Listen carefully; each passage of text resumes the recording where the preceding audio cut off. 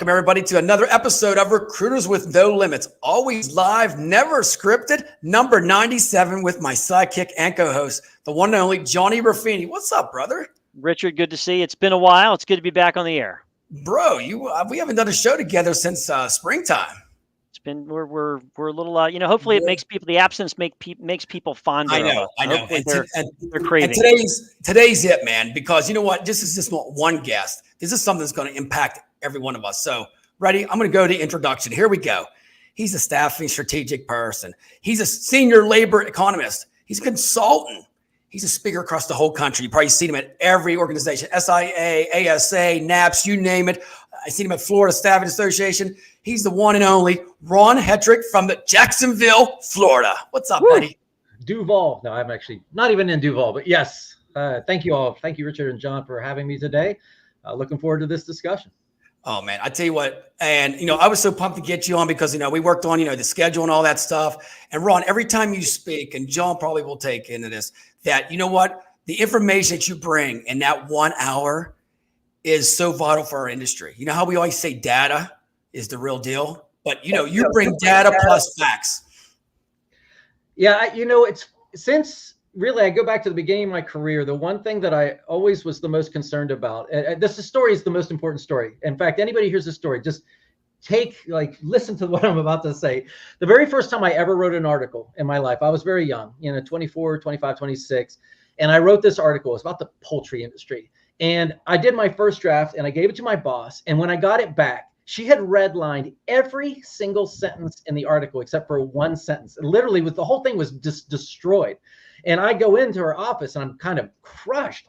And she says to me, I see a lot of you in this article, but that's not how you write. You write with data and facts. That way, if someone disagrees with you, they have to bring better data and facts to the argument. And I'm telling you, an absolute life-changing moment. I'm much, much older now.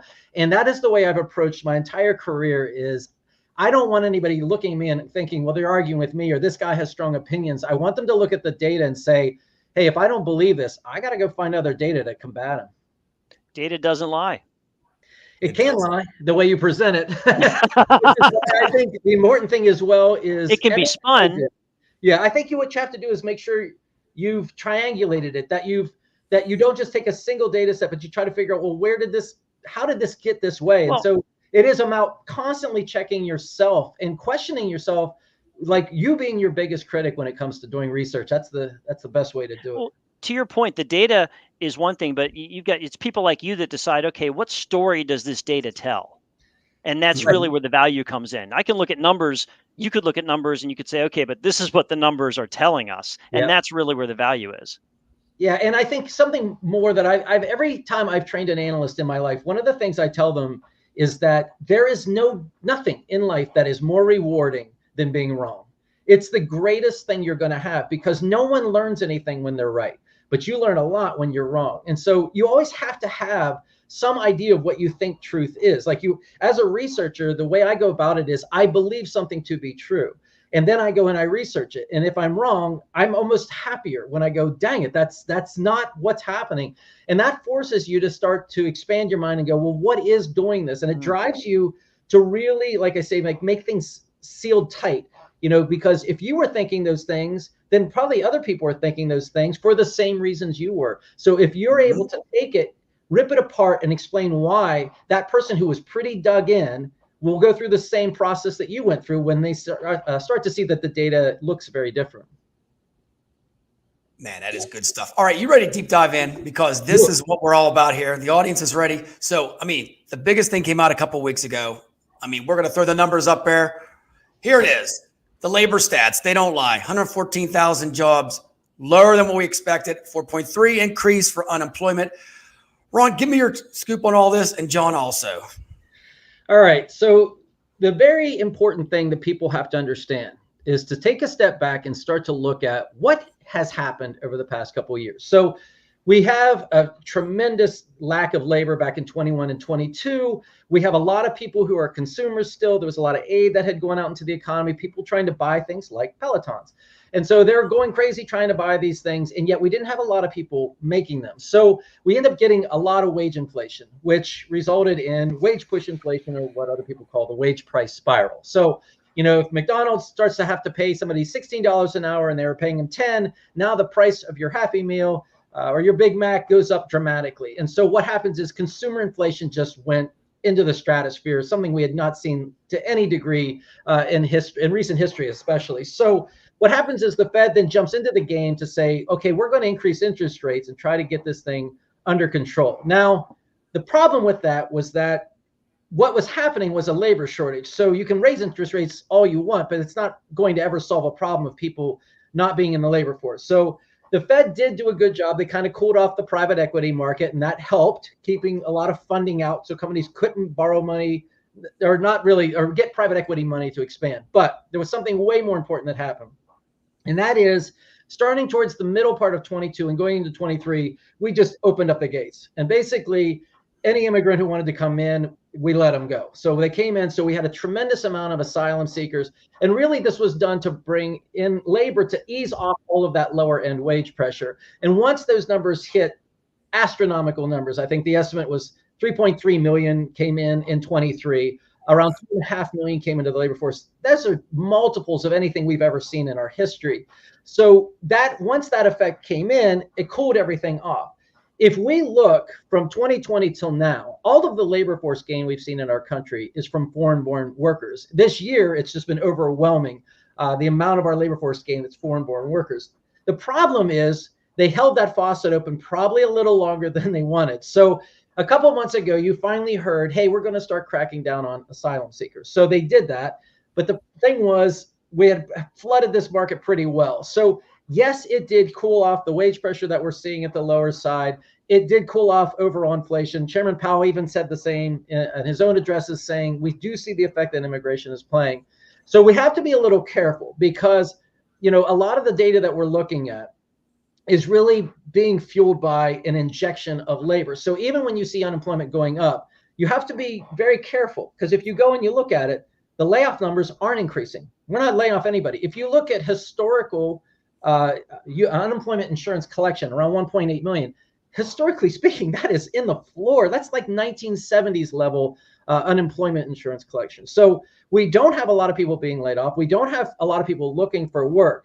So we got to be a little careful about when we see that unemployment rate going up, because we know that number was kind of, I don't want to say juiced, because it's not a false number, but what goes to that point is not what people think it is exactly. But, you know, I think in the end of the day, a lot of people are like, well, are we soft landing? And I think the answer is, well, yeah, but we just didn't hit it the way a lot of people thought it was going to be.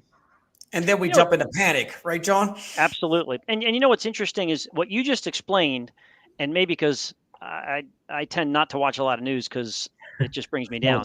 But what you just explained, I've never heard before about, okay, we brought the immigrants in and it cooled off that low end wage.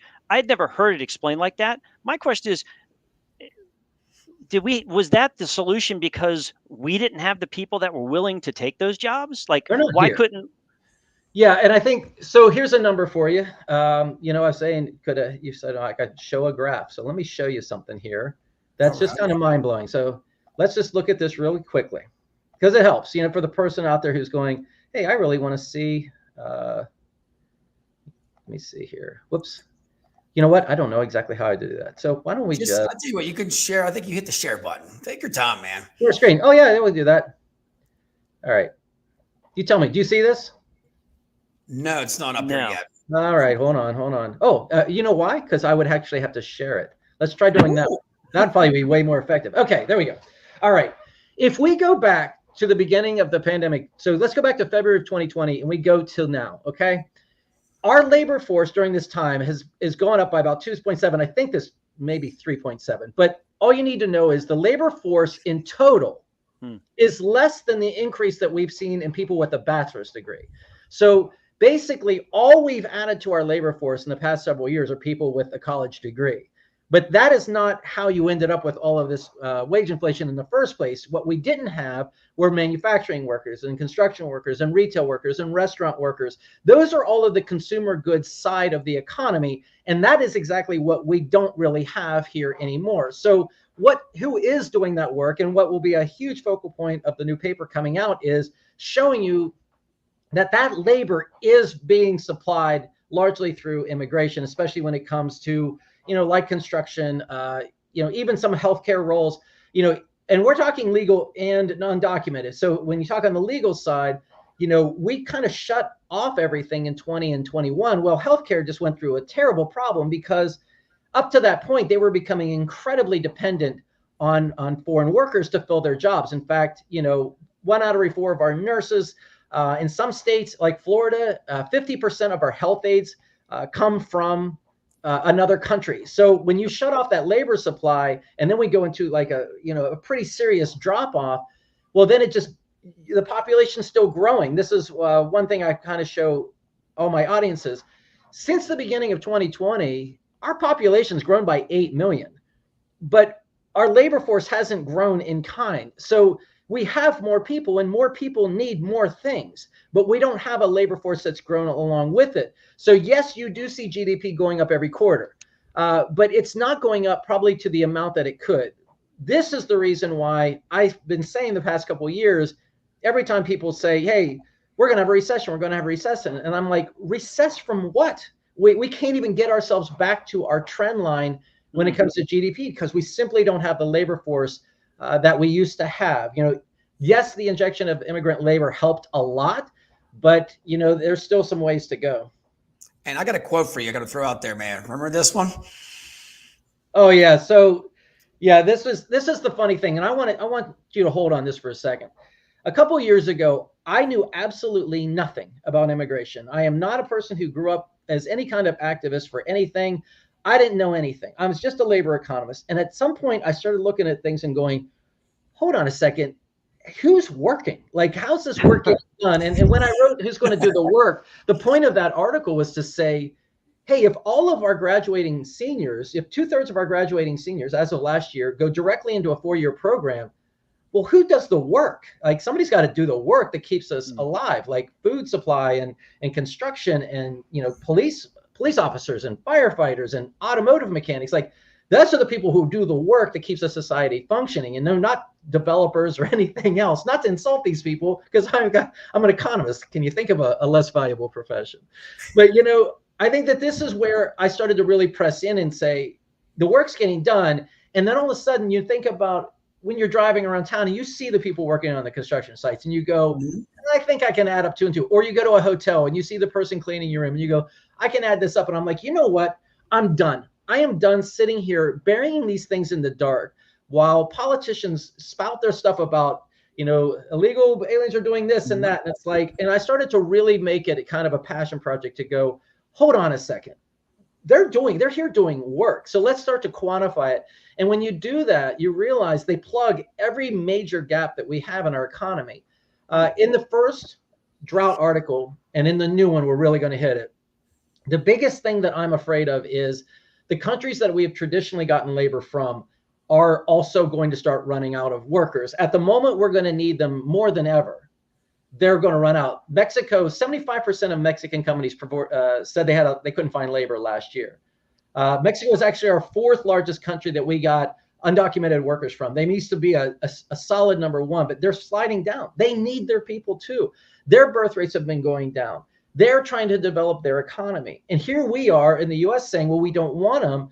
And yet it's the only way we're growing our labor force. Like I said, since the beginning of 2020, that's the only net additions that we've had in our labor force. So if you start to go forward and you start to think, a lot of people are going to need healthcare. Maybe they'll need a nursing home. Maybe they'll need home healthcare. And you are blocking immigration. Well, they're the only ones really kind of going into those jobs. Like I said, in some states like New York, 60% of healthcare support workers are foreign born. If you cut that off, people have nothing. You have no nursing homes. You have no home health. You're probably not going to be eating anymore. Like, it is time to grow up and start to look at this and go, okay, this is a strategic asset. And if we could all just sit down and go, How much do we need? What industries do they need to go to? Hey, industries, can you make sure that you have housing for these people like the farms do in the H-2A program? Could you do something so that we could secure this workforce? We'll have them report back to you every week. We'll have them do this. But the immigration process is so broken. There's a 3 million person backlog in the immigrant system. The average immigrant judge has 4,500 cases that they're on their backlog. That's insane. Wow. It's insane. They're listening to cases from like 7 years ago, maybe best case 3 years ago. That is completely broken. And instead of fixing that system, we want to we're making it even worse because we're putting kind of a vitriol and passion into it that really doesn't belong in a strategic conversation. And it's just taking us backwards. So, I love it. So in our country, and again, I thank you for this because I'm mind blown because I've never heard it explained like this before. Makes so much sense. But our mainstream media doesn't tell us that. They separate, and you hear, to your point, you hear just the politician rhetoric, which doesn't tell the story. But so in our country, you mentioned something that hit also. So also Mexico's going through it. You have a population decline. So people aren't having as many kids as they used to. Yeah. So we don't have the numbers to begin with. And now you're saying that most of those numbers that are being produced are going to college and they're not doing these other types of jobs. So that's where we're left with that void. Am I understanding that correctly? Yeah, it really makes sense. One of the things that I used to do when I spoke, and I've stopped doing it in the last year or so, but one thing I would do is I'd ask the crowd, how many of you have children? And they'd raise their hands. And I say, how many of you have told your children that you expect them to go to college or that they're going to go to college? And everybody raises their hand. And I said, I want you to look around the room. This math doesn't add up. We can't have everybody going to college because that's not how the country survives. You think of things like the military and the food industry and everything. They don't need college grads. They need soldiers. They need people to do this work. Mm-hmm. And we're not producing that because we spent 3 decades telling everybody just how horrible those jobs are. It makes me cringe every time I see a study where people go, hey, the wages of a college grad are so much higher than a non-college grad. I'm like, that is a very biased look. You can't take a software developer and an engineer and compare it to a fast food worker. Let's take similar stage career. Let's take electricians or HVAC technicians who've been doing this for 10 to 15 years like your developer. And guess what? They're pretty much at wage parity. In a lot of cases, or higher. Skilled trades are way out earning college degrees. Oh, and by the way, there's no debt. Did I tell you that part, that you didn't have any college debt that the government would have to pay off, all that nonsense? Like, we have a lot of options. The reason why people don't do them is because it's hard work. Now, am I going to spite somebody for that they don't want to do this kind of physical hard work? No, I'm not. What I'm going to spite is a system that tells everybody to do the same thing. There's a lot of young people who don't necessarily hate being outside, who would find a career fulfilling.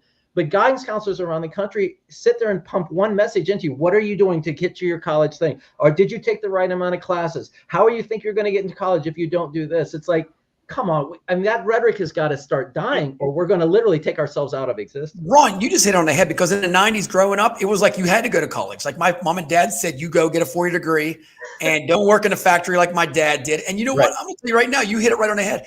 HVAC, they're making more than a school teacher. Goodness, they make a lot. Crushing it.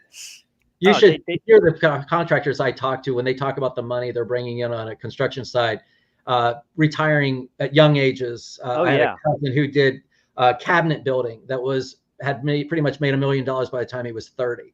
I don't want to, I said some recently and somebody corrected me, and I want to make sure that I don't say the same thing, because I started calling it the great lie. And I understand that's not a really good way of saying it. What it is, it's just, I think what more gets me is that people don't think of the consequences of defining success and failure by a degree. What the consequence is it's demeaning to the people who have all these jobs that aren't college degree. And I'll give you an example. I was in the Dallas airport recently, and I was walking through the airport, and I walked by the McDonald's that was in there, and I counted while I was standing there was 9 people that were working, and they're all diligently working and everything and filling these food orders. Now, to the people in that airport who are hungry and were standing in that line, are those people valuable? The answer is they're incredibly valuable. I can show you how valuable they are, because during the pandemic, the restaurants weren't open and people were lined up everywhere in what was starving. So the jobs are clearly valuable. So why in the world would people walk by that and go, oh, these poor people that are working in this McDonald's, in this, in this airport, I wonder what I guess life just didn't hand them a good hand. I look down, there's a pity there, and I'm like, no, you should have the exact opposite thing. You should be sitting there going, thank you for your service. Like, I'm amazed that you're here. I am thankful that you're here. I hope, like, whatever we can do as a society to make life better for you being here is what we should be doing, not telling you that you've somehow failed in the fact that you're here. Like, you succeeded because you're providing a very valuable service to society versus a lot of other jobs that probably aren't doing the same thing. Well, but the almighty dollar comes into play because, hey, if we don't push college on all these people, then colleges can't make those big tuitions. It's like everything kind of funnels. It's like, and so that goes up astronomically. So the gap widens and everything. Yeah. I've got 3 kids myself. They're all grown. And it took me a while because, again, like Richard, I was raised, you go to school, you go to college, you get a job. Right. And I have one kid, my son, school's just not for him. So, I was okay with it, once I accepted that. So he graduated high school, college wasn't for him. So he's an entrepreneur now. He's got a landscaping business and he's doing great. And it's great for him. My other 2 kids, college was for them. So they went that route. But, to your point, we've got to stop the stereotypes and looking down on folks that choose to go a different route. A, they're going to be much happier. And who doesn't want that? And B, it's a service that's needed. So what's not to like about that? Yeah.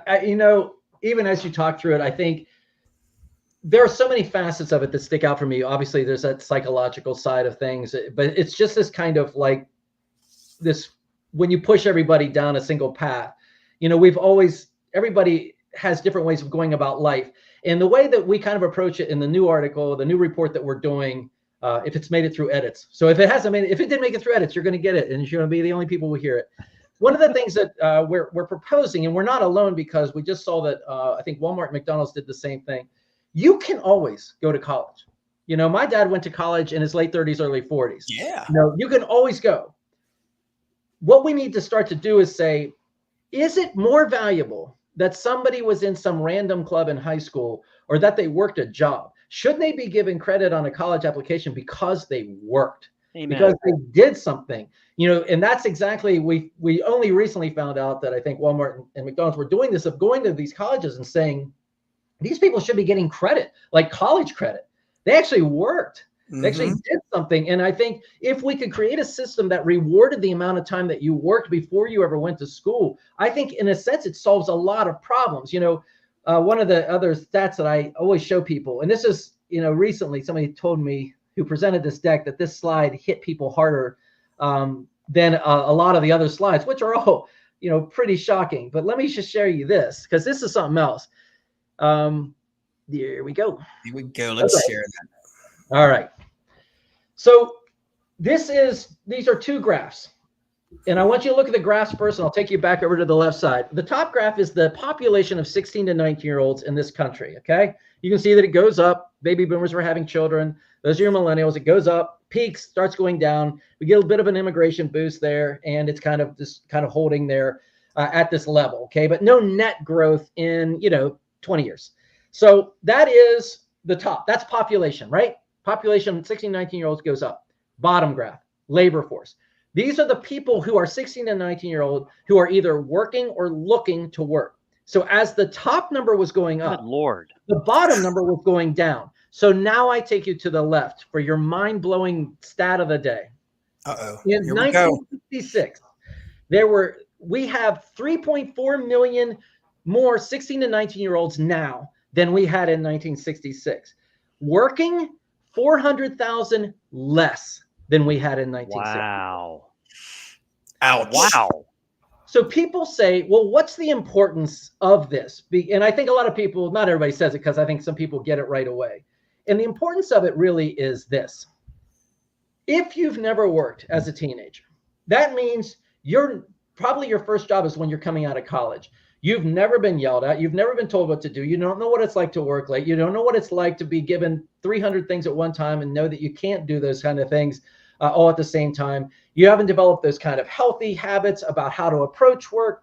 So what you see is a lot of young professionals going through what they call neurodiversity or whatever, but having problems with working. Well, probably because you didn't work. And if you did work, maybe not to the degree that a lot of generations worked before. My first job was in the now infamous restaurant Ponderosa when I turned 16. No way. Time out, Ron. I did Ponderosa too, brother. No, beautiful. And I'm going to tell you this real quick. I was up there about 3 weeks ago in Butler, PA. They're still at Ponderosa up there. Yes, I got pictures. I'll have to send them to you, man. Seriously, Hey, it was the same. Back in the day, I ate at Ponderosa. Does that There count? you go. That counts. So I was a busboy at Ponderosa. That was my first job. And I'm going to tell you, boy, did I not like my boss. She rode me mercilessly. And no matter what I did, it was never clean enough. And I didn't do this right enough. And yes, they didn't like me eating the unused bread off the table. And I admit that probably was pretty gross for a 16-year-old to do that, but I was hungry. But, I got yelled at like all the time. And eventually I couldn't take it anymore. And I quit that job. And my next job was at a Woolworths in a shopping mall in Pittsburgh. So with those jobs, through this, in the second job, I had already started to learn about what it was like to get, people say you didn't do a good job, go do this again. And so each time things happened, I upped my own performance. Like I bettered myself to say, hey, you know what, if you just do it right the first time, you're not going to have to go back and rework this again. And those are the kind of habits that you do learn in working. So I think with this young generation, the reason why you see these stats that you see are really twofold. The one we can absolutely see when we do the research is parents are saying getting a college degree is more important than anything else. So I would rather you study really hard and get some financial support when you go into college than taking some job where we really don't need the money. I mean, this isn't the 1960s anymore. Kids don't have to work to have money in the household, which was the case, way back then. Now the money's in the household. The households have much higher wealth than we've ever had. And if you have an iPhone or something, then you have all the entertainment you need, especially if your parents are paying for it. So there's really not much to spend money on like we had. So that's part of it. The other thing is what we call the travel sports phenomenon, which is they're too busy. Kids are too busy to work.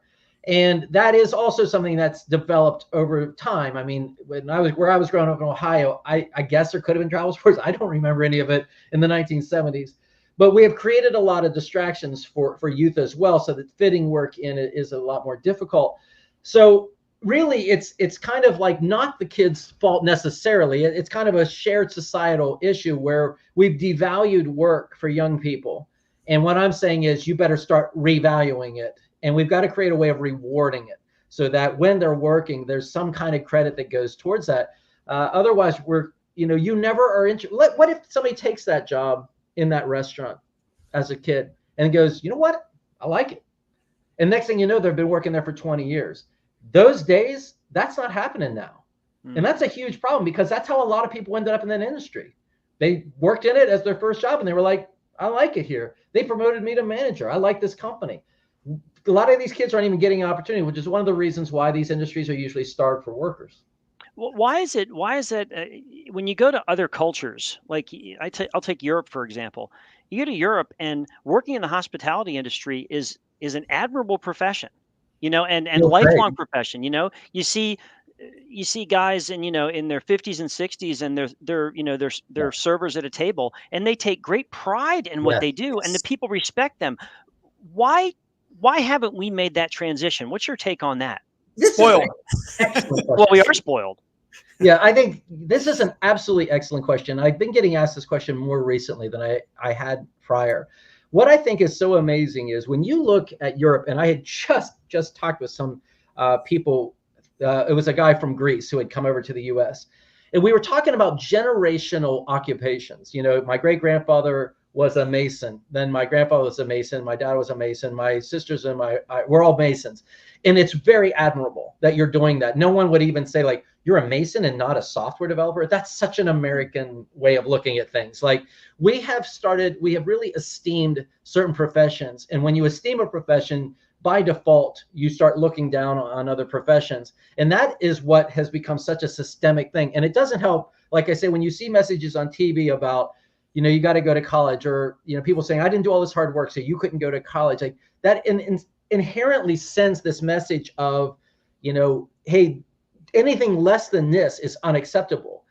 That is not a perception that's shared in most of the world. I mean, sometimes you see it in some of the Southeast Asian countries, but for the most part, this is not something you see where we take professions and we demean them into something. And that is a very psychological reality that you've created over decades. And so sometimes when we talk about where we're heading, especially with this kind of hurricane that's coming, people are like, well, then we're going to need more people to go into these industries. And they're like, well, then what you need to do is pay them more. If you just got a living wage, if we just did this, then they do it. And I'm like, that is absolutely false. We increased the wages dramatically in these industries in 21 and 22. And all it did was just keep reallocating the same workers to all these different companies, but it didn't bring anybody new off the sideline. It wasn't, and it hurt the consumer. It didn't really matter. Because people have already ruled these occupations out. It's going to require a complete systemic mind change to undo this. And that's something I just don't know. I don't know. Ron, I think you need to run for office. Yes. I'll tell you what, whatever you say is the media says the opposite. And I think that's a big thing, guys. The media, we're brainwashed by the media every day. What's funny is I am in some form of media almost every week. I was on nationwide television 2 nights ago. And it is the reporters who I talk to are very it's amazing.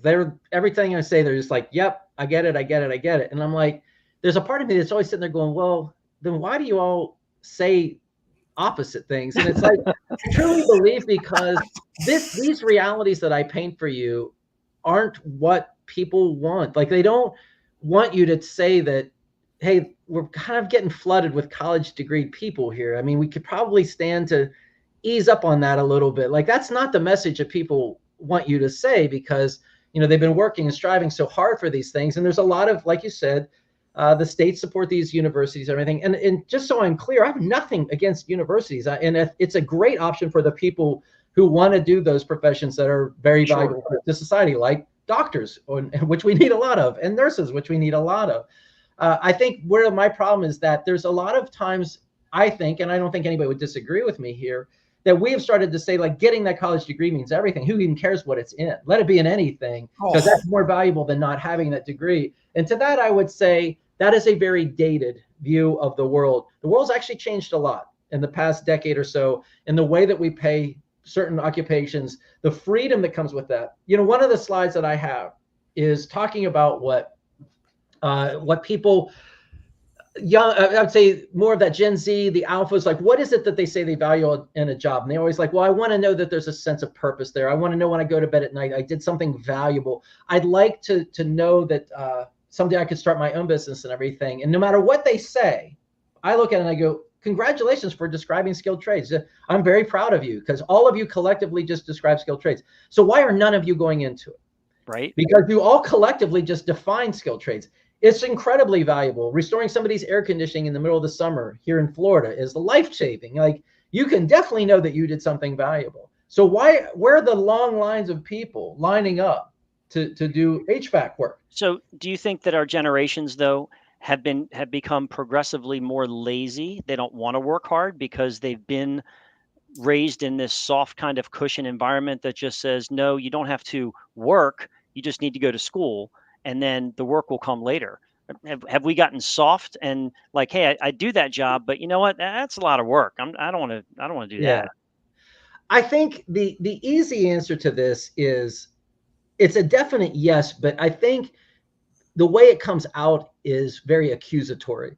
And what I've tried to say, throughout the times I've been speaking is what has happened is you've kind of got this, silent and boomer perception of these younger generations. And what I always try to say to my audiences, especially the older members of my audiences, is you would have done the same thing.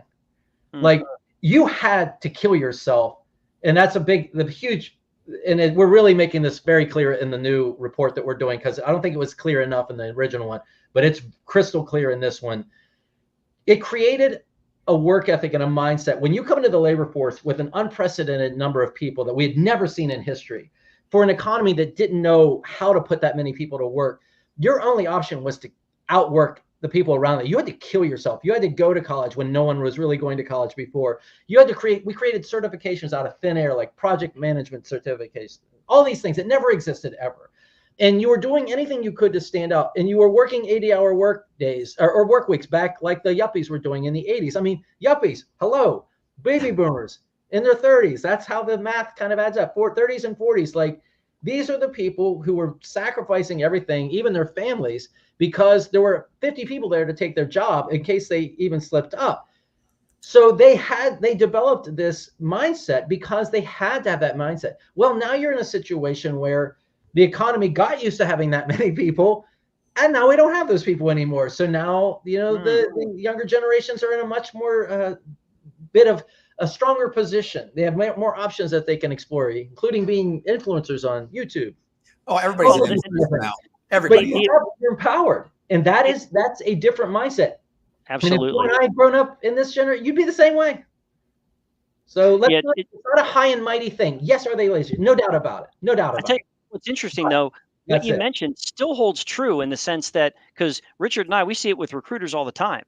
It still is a culture where in any profession, any industry, if you work harder than your competition, you will succeed more. Sure. And a lot of your competition doesn't want to work real hard. They want to do the bare minimum. So 100%. If you can get yourself to just do a little bit more, it's not that hard to differentiate yourself. So that aspect of what you said, although there's less people doing it, it still holds true for those that choose to. Yeah, we have a statement that the original director of the first paper, his name was Rob Sense, he put the statement in there, and I always loved it because it was dead on accurate. And that is, you paint with broad brushes. So when you say, is this generation lazy? Well, the easy answer is yes, but it's a broad brush. The people who are still killing it are the people who are still working really hard. And that's going to change even within a household, from one child to the next, that can change. So when you say this, I always get afraid that when I say, well, the people are lazy, that somebody will be like, I'm not lazy. It's like, of course you're not. And that's what I'm saying. It's a broad brush. Mm-hmm. And the way I try to define it is, if you're going to say laziness is, I don't really have to work that hard to get what I want, then yes, then it fits that definition. But it's a convenient one because they're in a situation where they don't have to. So they're just taking advantage of an opportunity that's available to them. However, like you said, if they want to rise above, if they want to own their own company, if they want to do this, yeah, they're going to work really long hours. Just like, there are young people now killing themselves to do amazing things. And that's fantastic. But there is a lot of opportunity, unfortunately, for people who don't try really hard. And I think that's something it's an interesting aspect. So one of the things that we talk about in the new paper is that each generation is targeting an earlier year of retirement than the generation above them. And we're like, so the problem that we see, and I've been talking about this for a long time, is exponential. People always look at things, but they don't understand the exponential aspect of it. And that is, if you have less children, if I have less babies, those are less babies having less babies. So it's not a linear problem, it's an exponential problem. Less people having less equals much less.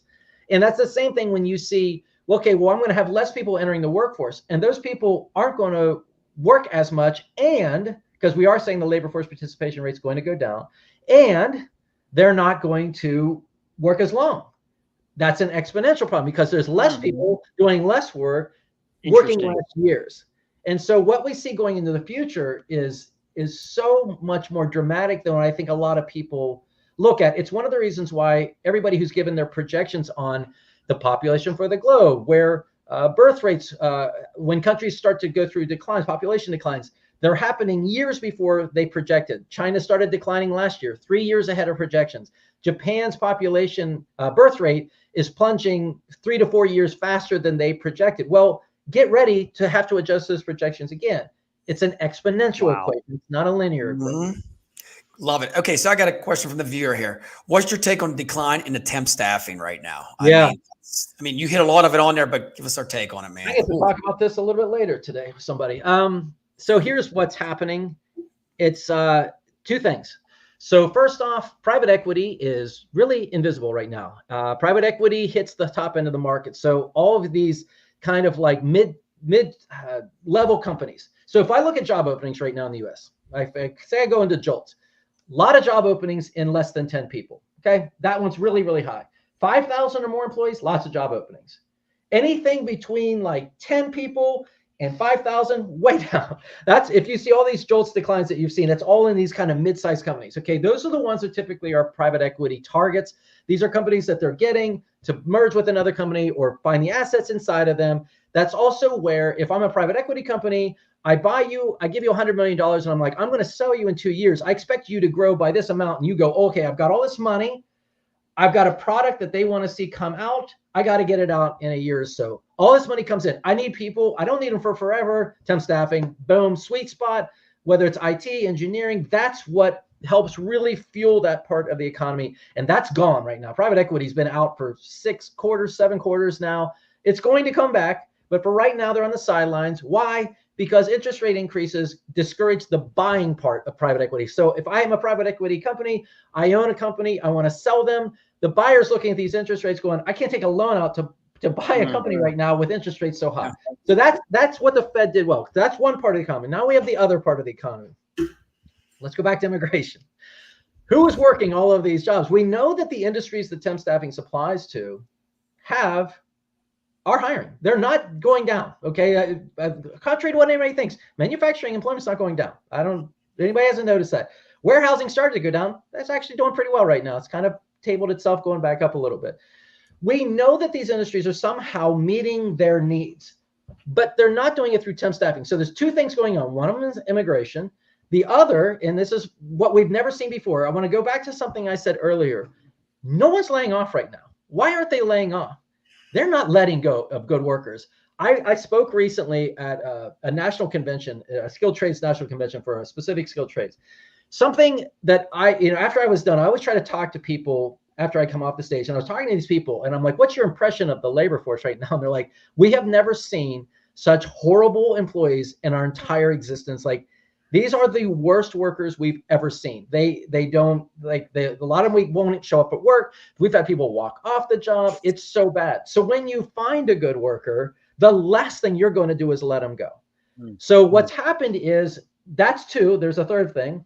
The third thing is we went through such fast wage inflation in 21 and 22 that companies who are looking at a total bill rate in staffing that maybe was $18 are now paying $18 an hour just to get the worker in the door that they like. So by the time I stick a 50% or 40% markup on that $18 an hour, now I'm in a really cost prohibitive level where I start to go, maybe I will take this in-house, because a 40-50% markup on somebody making $11 an hour maybe didn't hurt me like a 40-50% markup on 18, because the math is going to mean a much larger return. Oh, and by the way, the staffing companies it's still not easy to go find people. So you can't lower your margins because the amount of effort it takes to find a good worker who's going to stay on a job is still very, very hard. I told you, historical unemployment claims are very low, historically speaking. So this has just been an absolute awful, perfect storm, kind of like its own little hurricane of disaster for staffing, where people are filling their jobs, but not the kind of workers that staffing can put to work if it's through immigration, combined with the fact of all of these other things kind of being put into place. They're the industry that took it right on the chin. How about professional? I got to talk about that, Ron. I mean, temp staffing, how about professional staffing, stuff like that? What are you seeing with the white collar, the college educated? Because I don't know if you have any stats on this, but I got a degree in criminal justice and I don't even use it anymore. You know what I mean? So it's like, what people are teachers and now they're being waiters or waitresses to make more money. Do you see this across the board? People's not even using their degree. Well, yeah, I think that's certainly a thing. That the numbers aren't as exciting as what we would hope that they would be, unfortunately, because that's something we were really looking for, or people who kind of walking away from these things.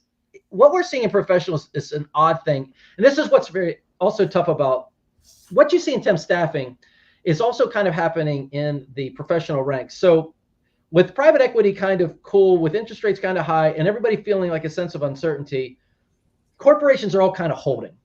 No one wants to really do anything. Like, we know, it's something I put up on LinkedIn recently, we know that fixed private investments, real private investments in things like software and computers and machinery and stuff, they're at record levels. So a lot of people don't understand this. Once again, people are like, oh, we're in a recession. I'm like, no, these things precede hiring. Companies have a lot of money, massive profit. Look at corporate profits and the GDP report, still sitting at insane levels right now. We know that they have money and they're trying to do these things. However, they're cooling it. They're just like, look, we're not going to do any massive hiring right now because things are still kind of iffy. Now, what happens if the Fed finally says to the market, you know what? I think we're done. We're done with interest rate increases. Let's go ahead and start lowering them. I believe at that point, you light a match. And I'm not so sure this economy can take the match like other people think it can. I don't think we have a lot of idle people on the sidelines. I think we have a lot of people who got used to really unrealistic pay rate gains in 21 and 22 who are waiting for that market to come back, and that market should hopefully never come back. And people are going to have to start settling into a more steady stream thing of, hey, I worked hard, I get this, now I'm going to go do this, I'm going to get a promotion, or I'm going to go do this. And it's going to kind of look like it did back in the late 20 teens.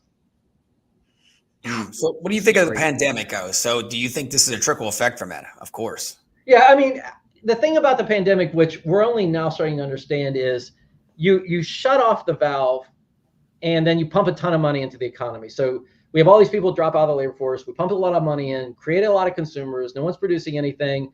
Then you have this whiplash effect where everybody's trying to buy something, but no one's working. So we get this incredible hit on employment, and you see job openings go up to 12 million because everybody's like, oh my gosh, I've got all this demand. And the problem was that demand should have never really existed because that money fueled that demand. And then the Fed basically starts inching that money back out. They've almost got us back to equilibrium. The M2 money supply is kind of settling back into its long-term trend. So all that money came in. We created this kind of fever dream. Everybody gets pay increases they probably shouldn't have gotten, and things explode. And now we're kind of settling into reality. But people don't like reality. Well, we're in 22 and 23, the whiplash effect started kicking in. Now, the thing about it was, had we filled all those jobs, yes, things would have gotten really ugly, but we never did. So therefore, what a lot of people kept saying is we're going to have a recession. I'm like, you can't, because we never actually filled the jobs. And it's funny that your lack of labor prevented us from going into recession. Isn't it crazy? And that is crazy. I kept telling people at the time, I'm like, you can't recess because yes, we had astronomical demand that was unrealistic. It was like having cash to burn, but you couldn't spend it because there was nothing to spend it on. You couldn't go anywhere. You couldn't buy things. If you bought a Peloton, it was taking you 8 months to get a Peloton. Well, then Peloton starts thinking, this is real. And they start making a lot of Peloton. Well, then they find out that not only is that not real, but now you've overbought Peloton. So instead of adjusting the demand thing and saying, whoa, this is going to really crater, they kept thinking, well, we've got to make more. And then it's all these layoffs occur and everything. I think what we should have done was a lot of companies should have just said, no, you can't have one right now. And we'll deal with this thing. But the problem with 21 and 22, as I tell people, is it's not real. Don't ever look at it. Don't compare anything to it. Don't do your business forecasts off of 21 and 22. Those were fake years. 23, going into the early part of 24, whiplash effect, correcting ourselves back to normal. Straight lining 24 to 19 looks pretty good. We look pretty good. I'm happy with where we are in 24. But a lot of people aren't happy with where we are in 24. I think as an economist, it's a good spot that we're in. Wow. Okay, so the forecast for the rest of 24 and 25, everybody wants to hear that in staffing. What should staffing firms do? Because they're laying some people off now. Yeah. Recruiters are getting laid off, Ron and John. I hear it all the time. They're calling me. What precautions? A lot of layoffs. They can ride this staffing wave, I call it. Yeah, I mean, I know this industry. I would say this. I am very bearish on what I would call the lower end part of staffing, especially light industrial. I still look at things and go, wow, there have been no layoffs this year. We're really not seeing any growth in that high school only labor force. If employers start trying to hire for the holiday season, I'm not quite sure, outside of reopening immigration, I'm not quite sure how we're going to fill those jobs. I think that is a concern for me, that even if demand comes back in earnest, will the supply be there? And my belief is not to any large extent. From the high end, I say, let's let interest rates start to go down, and then let's recalibrate at that point. There is, as they call it in the private equity world, there's an enormous amount of dry tinder on the sideline. There is money to be spent. There's a lot of companies ready to be sold. There's a lot of activity that's getting ready to happen. They just need interest rates to start showing that they're going to come down. So I would say I'm a lot more optimistic when it comes to the higher end part of the staffing market than I am the lower end part of the staffing market. But hey, I could be wrong. Man, that is good stuff. All right, so here we got the demographic drought report. Come on. So where can I get this at? On LinkedIn, right? Yeah. So what I can do is, if you people go to my LinkedIn page, the Ron L. Hetrick, put that all together. Go to my LinkedIn page. We're going to be putting up regular updates to kind of sign up for it. I highly recommend doing that. When it does come out, it will be on the lightcast.io website. Nice. Just like all the other reports, if you want to go back and read who's going to do the work or the original demographic drought, which I don't suggest you read because we really updated it. But you can do all that from the lightcast.io site. We're a labor data company. This is what we do. And I advise a lot of companies as well just on this kind of stuff around labor data and everything. So anybody's ever curious or wants to dig in a little deeper, we are fully capable of doing that. And this report is FREE. Am I right? That's right. Yeah, we don't charge for it because we're really trying to affect the world, not sell it something right with this. We believe that the need comes in understanding, well, how am I going to combat this? Whether it's upskilling, whether it's immigration, all of these kind of things. That's the more important aspect of it. Man, this is amazing stuff. Johnny, any final thoughts, brother? I mean, this has been outstanding. Can't thank you enough, Ron, for taking your time and educating us. And hopefully we'll have the chance to cross paths again. I hope I run into you at a convention or a conference where I can hear you talk more about the data and tell the story. So I really appreciate it. Very, very good stuff. I greatly appreciate that. That's a great compliment. So where's the speaking tour going next? Where's the world tour? Anywhere else so people can follow you? A lot of companies. I'm speaking to some big organizations, also speaking to some regional economic councils and things like that. There is a conference that I think just today, future labor, something like that, where looks like I'll be speaking in October. Nice. I eased up a lot of my speaking schedule last year, about murdered me. So I've been trying to take it a lot easier on myself about live, but I've been doing a lot more virtuals, and that's been easier on my brain this year. Well, hey, thank you so much again. I got to ask you a couple questions before we get out of here. Pittsburgh, are you a Steeler fan, man? Come on. Are you a terrible towel guy? Unfortunately, after moving to Jacksonville, I got to say I'm probably more of a Jaguars fan now. Yeah, it's hard. But when they got Blake Bortles, I went to UCF.